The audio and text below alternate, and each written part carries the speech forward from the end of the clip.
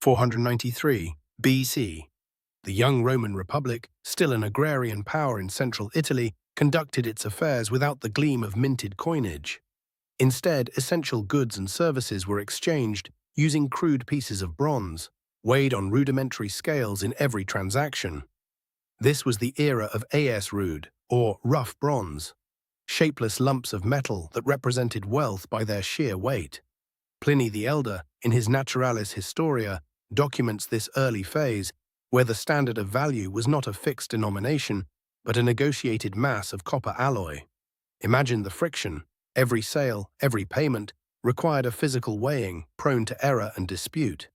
As Rome slowly expanded, a need for greater standardization emerged. This led to the aes signatum, rectangular bronze bars marked with simple symbols, often animals like oxen or pigs, signifying their value in livestock. These were not true coins, but pre-weighed ingots, an incremental step towards efficiency. By the 3rd century BC, Rome introduced the aes grave, heavy cast bronze coins with fixed weights and designs, primarily featuring deities or ships. Still cumbersome, these massive pieces were a testament to an economy transitioning from simple barter to a more structured yet still physical form of currency, far from the sophisticated silver denarii that would later define Roman finance. This system, cumbersome and slow, underpinned a republic perpetually grappling with agrarian debt and the logistical challenges of expansion. 216 BC. On the sun-baked plains of Cannae, the Roman Republic faced one of its most catastrophic defeats. Hannibal Barca, with his Carthaginian forces, annihilated a Roman army estimated at 50,000 to 70,000 men. The scale of the disaster was unprecedented, leaving Rome in profound economic and military distress. The immediate aftermath saw the Roman treasury severely depleted. Years of relentless warfare against Carthage, particularly the Second Punic War, had drained Rome's resources, revealing the acute limitations of its existing bronze-based currency system. The cumbersome aes grave was simply inadequate to fund armies spread across vast territories for extended periods. This existential threat forced Rome into a drastic fiscal re-evaluation. According to Livy's Ab Urbe Condita, the Republic desperately needed a more efficient and widely accepted medium of exchange to pay its legions, provision its allies, and rebuild its strength. Around 211 BC, out of this crucible of war and financial necessity, the silver denarius was born. It was a revolutionary step, fundamentally transforming the Roman economy and its capacity for sustained warfare and expansion.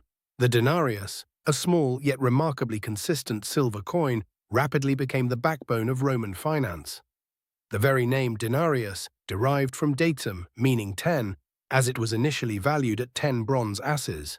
This precise valuation immediately streamlined transactions and provided a stable unit of account, a stark contrast to the fluctuating values of earlier bronze pieces.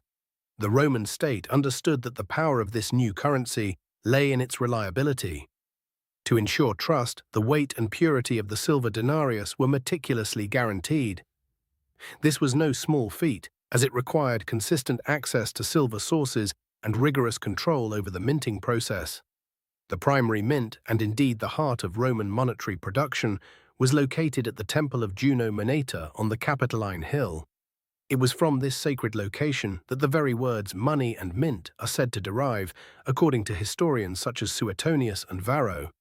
The temple provided a secure and symbolic site for the creation of this vital instrument of state power. The denarius, therefore, was not merely a coin, it was an instrument of statecraft. Its consistent purity and weight made it a trusted currency across the burgeoning Roman territories, facilitating trade, tax collection, and, crucially, the payment of legions who were now campaigning hundreds, sometimes thousands, of miles from Rome. This monetary innovation provided Rome with the financial stability needed to project its power. It allowed for the sustained provisioning of armies, the rapid mobilization of resources, and the integration of diverse economies under Roman control. The denarius thus became a tangible symbol of Roman authority and economic might. The introduction of the denarius marked a pivotal moment, shifting Rome from a commodity-based system to a sophisticated bimetallic standard. This move underpinned the Republic's ability to recover from the Second Punic War and lay the groundwork for its subsequent expansion into a vast empire. The denarius quickly transcended its initial purpose of financing wars, evolving into the reserve currency of the ancient world. Its stable silver content, meticulously maintained, was a fundamental pillar of this widespread trust. Merchants across distant provinces, from Hispania to Asia Minor, readily accepted denarii from individuals they had never met, often without ever having seen Rome itself. This trust was rooted not just in the coin's intrinsic value, but in the unwavering authority that guaranteed it. According to Livy's accounts, particularly after the Second Punic War, the denarius became indispensable for trade and tribute throughout the Mediterranean. Its circulation facilitated economic integration across conquered territories and beyond. The vast military reach of Rome ensured the denarius's acceptance. Where the legions marched, the denarius followed, establishing a reliable medium of exchange that simplified transactions and stabilized economies.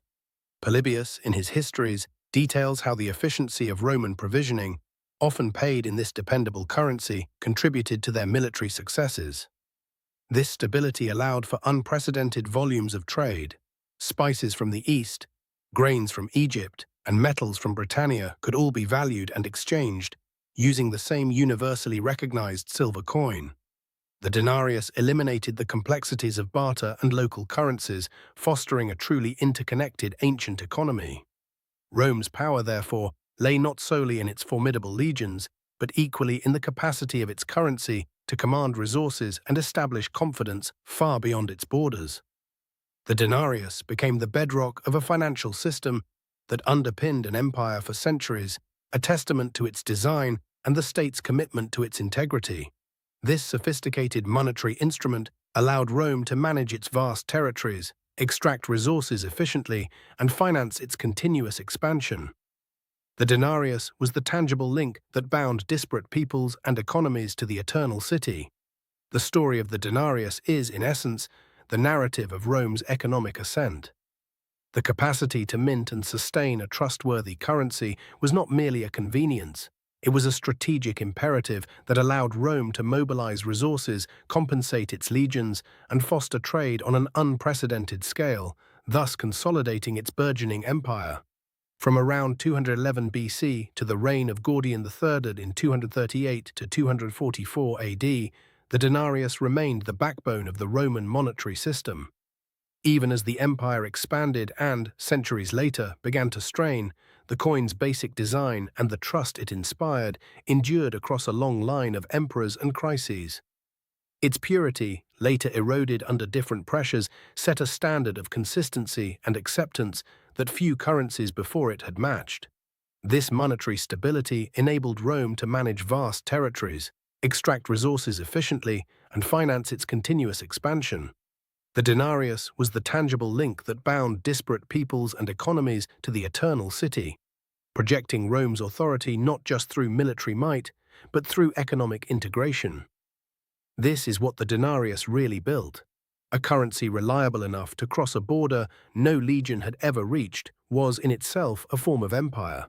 Rome's authority did not stop at its garrisons.